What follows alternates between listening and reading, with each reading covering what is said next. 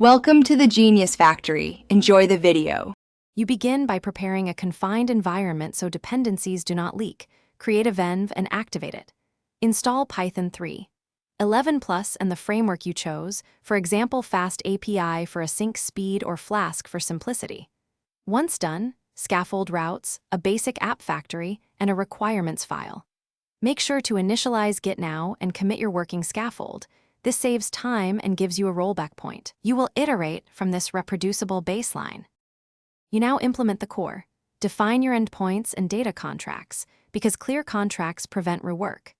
Connect an ORM like SQL Alchemy and create migrations with Alembic so schema changes are versioned.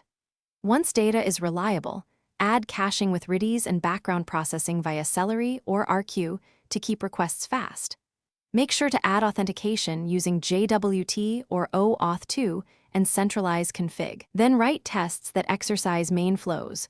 Automated tests catch regressions before deployment. You finalize by containerizing the app and wiring up continuous integration so builds are repeatable.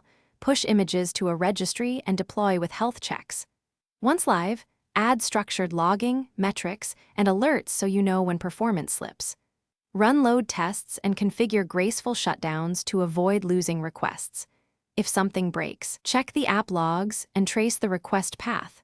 Correlate request ID across services to isolate the failing component quickly, then roll back if needed. Thanks for watching. If you found this helpful, don't forget to like and subscribe.